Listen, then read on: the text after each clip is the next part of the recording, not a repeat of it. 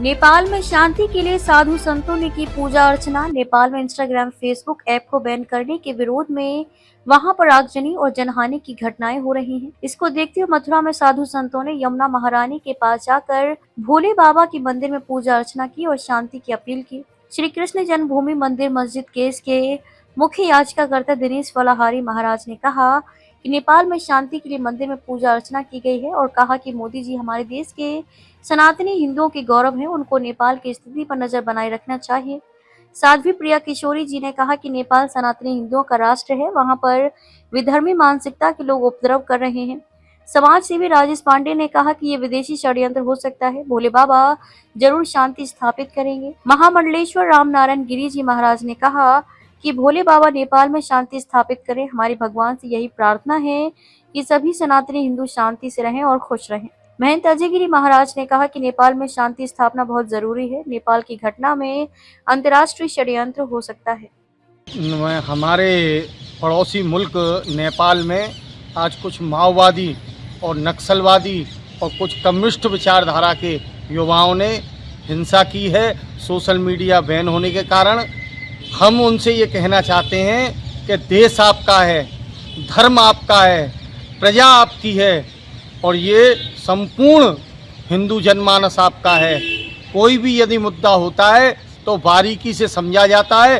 हिंसा का किसी भी देश में कोई भी स्थान नहीं है। आपसे निवेदन है, हमने आज ठाकुर जी से ये मांग की है, हमने भोलेनाथ की पूजा करके, यमुना जी की पूजा करके शांति की कामना की है और हम यही कहना चाहेंगे नेपाल के सभी युवाओं से कि आप शांति बनाए रखें। जो भी बात है वो सरकार से शांतिपूर्वक रखें जिससे कि देश तरक्की कर सके। नमः शंकराय च महेश्वराय च नमः शिवाय शिवतराय च नमः। आज नेपाल का जो विद्रोह है, अपदश हुआ है, उसके शांति के लिए यमुना मैया जी के किनारे भोलेनाथ का पूजा अर्चना की है।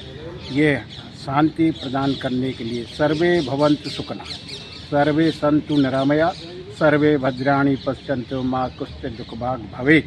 सब सुख शांति के लिए हमने आज अर्चना पूजना की है। ओम नमः पार्वती पते हर हर महादेव। गए वहाँ पे जो है भोलेनाथ महादेव के यहाँ प्रार्थना करी। जो भी नेपाल में पशुपतिनाथ पे जो भी वहाँ के लोग दंगा हो रहा है, सभी शांति बनाए रखें, यही हमने भोलेनाथ से आज प्रार्थना करी है। और वहाँ पे यमुना मैया की आराधना प्रार्थना करी। जो भी विषय गुस्सा के रूप में है वही एक दूसरे पे ढोला जा रहा है। यही जो है विष उसे ही कहते हैं जो एक दूसरे पे गुस्सा उतारे अपनी इस पे और उस पे छोड़ देता, उसे ही विष कहते हैं। ये हमारे भोलेनाथ ने इस विष को पान किया है। यही विष पान जो है हमारे धार्मिक सभी जन उसको शांति धारण करें, एकता बनाएं। उससे हमें बड़ा दुख है और उसके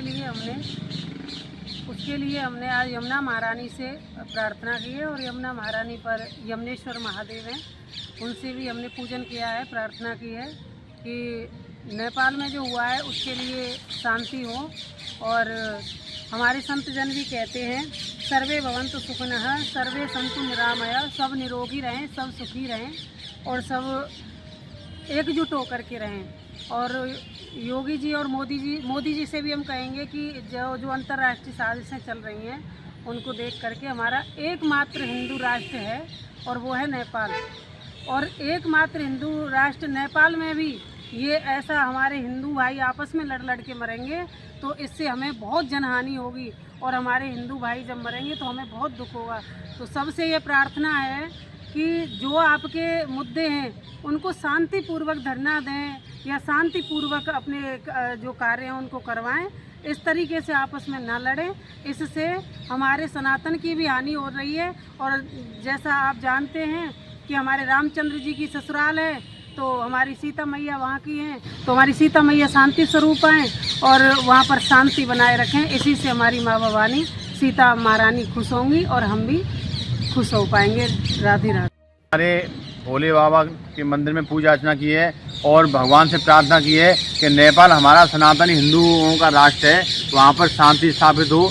और मोदी जी से भी आपके चैनल के माध्यम से प्रार्थना कर रहे हैं कि नेपाल में आप नज़र रखें, क्योंकि नेपाल में कुछ अंतर्राष्ट्रीय षड्यंत्र होने जा रहा है। वहाँ पर विधर्मी मानसिकता के लोग षड्यंत्र के तहत नेपाल में अराजकता फैला रहे हैं। वहाँ पर बहुत बड़ी जनहानि हो रही है, आगजनी हो रही है। तो हमारी यही प्रार्थना है कि वहाँ पर कैसे भी शांति स्थापित हो। संवाददाता विष्णु शर्मा।